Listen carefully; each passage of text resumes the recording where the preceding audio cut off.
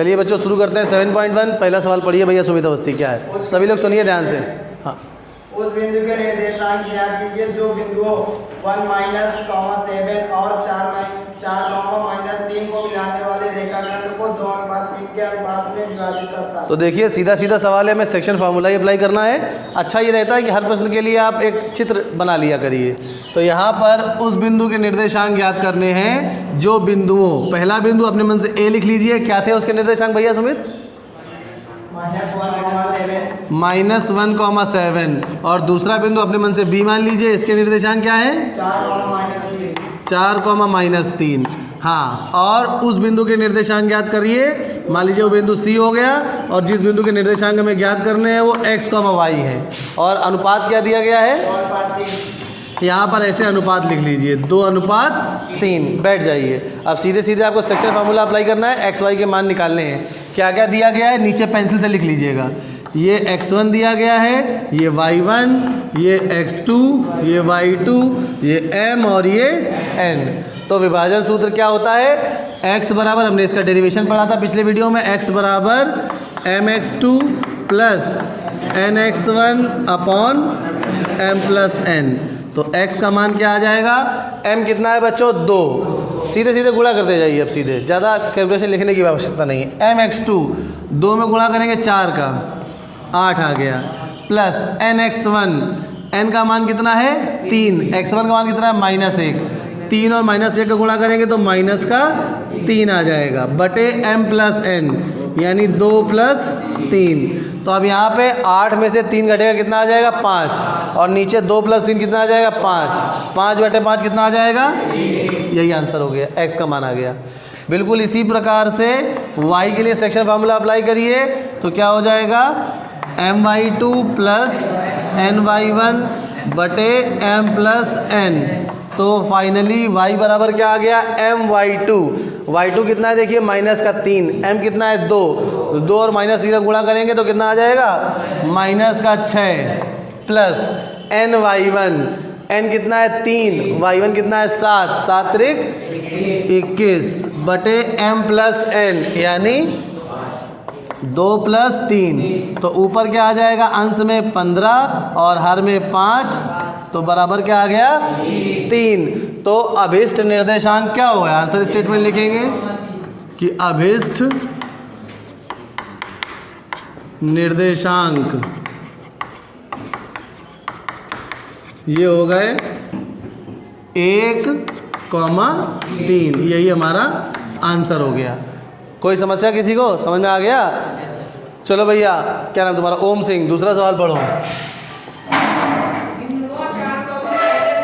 ये मास्क हटा लो, ये मास्क हटा लो, आवाज़ धीमी आ रही। हाँ, बिंदुओं 4, -1 और -2, -3 को जोड़ने वाले रेखाखंड को समत्रिभाजित करने वाले बिंदुओं। समत्रिभाजित कह रहा है, बहुत आवश्यक सवाल है, बोर्ड परीक्षा की दृष्टि से निशान लगा लीजिए इसमें।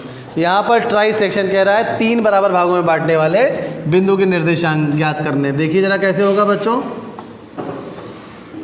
हाँ, पढ़िए जरा शुरुआत से एक एक लाइन। पहला बिंदु मान लीजिए हमने ए ले लिया, तो क्या कहा? क्या है बिंदु के निर्देशांक पहले वाले के?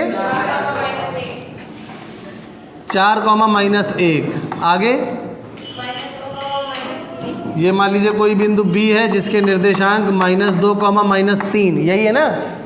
हाँ, अब कह रहा है, आगे पढ़िए क्या कहा प्रश्न में? हाँ, कह रहा है कि अगर ये सम द्विभाजित है कि त्रिभाजित? त्रिभाजित। अगर द्विभाजित कहता तो मध्य बिंदु के निर्देशांक लगा लेते, x1 + x2/2 और y1 + y2/2। मगर यहाँ पे त्रिभाजित कह रहा है। त्रिभाजित का मतलब क्या होता है? ट्राई सेक्शन, अंग्रेजी में कहते हैं ट्राई सेक्शन, मतलब 3 बराबर भागों में बांटने वाले। तो जैसे मान लीजिए कोई बिंदु यहाँ पर C हो गया और ये बिंदु D हो गया, तो अब ये तीनों भाग बच्चों कैसे हो गए? बराबर। तो बिंदु C और D ऐसे बिंदु हैं जो इसको समत्रिभाजित कर रहे हैं। C और D ऐसे बिंदु हैं जो AB को 3 बराबर भागों में बांट रहे हैं। भाई कोई एक बिंदु तो हो नहीं सकता जो 3 भागों में बांट देगा। अगर एक बिंदु 2 भागों में बांटता, अब 3 भागों में बांटना है तो कितने बिंदु होने चाहिए हमारे पास? 2। तभी तो जैसे मान लीजिए ये 6 सेंटीमीटर हो गई बाई चांस, तो ये 2, 2, 4, 2, 6 हो जाएगी, 3 भाग ऐसे हो गए। तो अब हमें C और D के निर्देशांक ज्ञात करने हैं।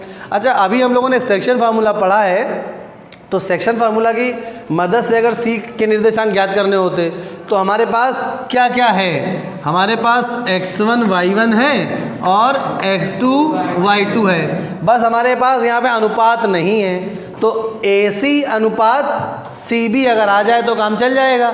अब देखिए ये तीनों भाग आपस में बराबर हैं, तो ये हो गया एक भाग और ये हो गए दो भाग, तो C के लिए अनुपात हो जाएगा 1:2। उसी प्रकार से D के लिए अनुपात क्या होगा, देखिए D के लिए ये एक भाग ये दो भाग। यहाँ पर इस पर लाइन छोटी कर देते हैं ज़रा, ये तीनों ये छोटी छोटी डंडियाँ ये बता रही हैं कि ये तीनों भाग आपस में बराबर हैं, इनकी लाइनें बड़ी कर देते हैं। तो अब यहाँ पर D के लिए ये एक भाग है ये दो भाग है, तो इधर से अनुपात क्या हो जाएगा 2 और इधर से क्या हो जाएगा 1। तो अब आप आसानी से कर लेंगे, सेक्शन फार्मूला एक बार C के लिए अप्लाई करेंगे तो m का मान 1 लेंगे, n का मान 2 ले लेंगे, और उसी तरह से जब D के लिए सेक्शन फार्मूला अप्लाई करेंगे तो m का मान 2 ले लेंगे, n का मान 1 लेंगे। x1 y1 x2 y2 दोनों के लिए समान रहेंगे। समझ में आ रहा है, कोई दुविधा इसमें? तो यहाँ पर सबसे पहले एक चीज़ ये लिख दीजिए कि AC बराबर CD बराबर DB, ये तीनों बराबर हैं, तो यहाँ पर लिख दीजिए इसको, मान लीजिए स्मॉल a, और यहाँ पे लिख दीजिए माना, तीनों बराबर हैं। ये अनुपात कहाँ से आया है थोड़ा निकाल के दिखाना पड़ता है, क्योंकि बड़ा प्रश्न आएगा ना, इसलिए हालांकि आपको पता चल गया 2:1 और 1:2 आ गया है, मगर फिर भी इसको प्रश्न में दर्शाना पड़ता है एग्जामिनर के लिए कहाँ से हमने अनुपात निकाला ये। तो ये तीनों भाग बराबर है, तीनों को हमने a मान लिया। अब अगर हम AC बटे CB ये निकालें तो AC कितना है A और CB कितना है A प्लस A, यानी 2A हो गया, A से A कट गया तो अनुपात क्या आ गया 1:2 यानी 1/2। तो अनुपात हमारे पास क्या आ गया 1:2, किसके लिए, बिंदु C के लिए। इसी प्रकार अगर आप CB बटे AD गलत लिख गए, यहाँ पे लिखना चाहिए था AD, और AD बटे DB निकालते हैं अगर हम, तो AD देखिए कितना है A प्लस A कितना हो गया बच्चों 2A, और नीचे ये कितना हो गया A, तो A से A कट गया फिर से, तो ये क्या आ गया 2/1, मतलब अनुपात कितना आ गया 2:1। तो इससे और अच्छा रहेगा, नंबर टीचर काट नहीं पाएंगे कहीं से। समझ में आ रहा है? तो अब सीधे डालेंगे हेडिंग C के निर्देशांक, तो C के निर्देशांक x बराबर mx2, ये हो जाएगा m, ये हो जाएगा n। अब हम यहाँ पे सूत्र नहीं लिख रहे हैं, आप लिख लीजिएगा, पहले सूत्र लिखिएगा फिर उसको अप्लाई करिएगा। समय कम है, जगह कम है, डायरेक्ट अप्लाई कर ले रहे हैं हम। mx2, x2 का मान कितना है -2, m का मान कितना है 1 और -2 गुणा करेंगे तो क्या आ जाएगा -2 प्लस mx2 के बाद क्या आया nx1, n का मान है 2, x1 का मान कितना है -1, तो यहाँ पर अच्छा सॉरी x1 का मान 4 है, बिल्कुल सही कहा। तो nx1 यानी 2 और 4 गुणा करेंगे तो कितना आ जाएगा 8 बटे m प्लस n यानी 1 + 2, तो यहाँ पे आ जाएगा ऋण का 2 धन का 8 है प्लस का 6 और प्लस का 6 और धन का 3 बटे क्या आ जाएगा 2, तो यहाँ पे आ गया 6/3 यानी x का मान आ गया 2। इसी प्रकार से C के निर्देशांक के लिए y का मान निकालेंगे तो my2, तो यानी 1 × -3 ये आ गया -3 प्लस ny1 यानी 2 × -1, तो ये आ जाएगा -2 बटे m प्लस n यानी 1 + 2। देखते रहिए कहीं कैलकुलेशन मिस्टेक ना हो। my2 था तो 1 × -3, यहाँ पर ये -3 आ गया, plus my2 plus ny1 n × 2 × -1, तो ये -2 आ गया। अब प्लस माइनस माइनस हो जाएगा, -3 और -2 क्या हो जाएगा -5, 6 नहीं 5, -5/3, तो y का मान कितना आ गया बच्चों -5/3। तो यहाँ पर C के निर्देशांक मिल गए, हमें चित्र में दर्शा भी सकते हैं। तो C के निर्देशांक क्या आ गए हमारे पास आंसर में 2, -5/3, ये C के निर्देशांक मिल गए। उसी प्रकार से अब हम D के निर्देशांक निकालेंगे। बिल्कुल इसी प्रकार से D के निर्देशांक वैसे तो आप सभी निकाल लेंगे, फिर भी हम निकाल के बताए दे रहे हैं। चलिए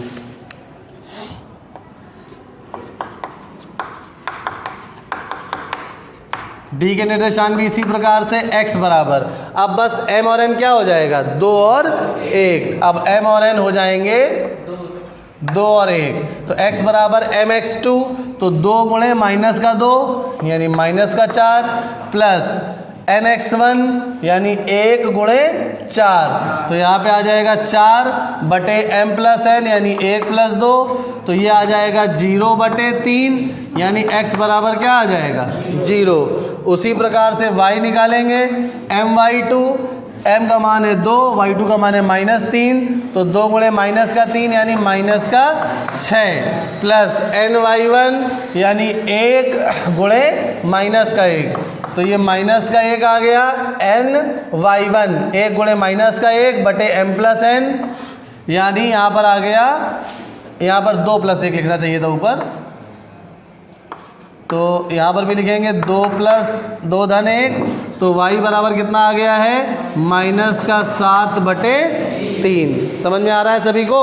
तो अब यहाँ पर बिंदु D के निर्देशांक क्या हो गए, 0, माइनस का 7 बटे 3।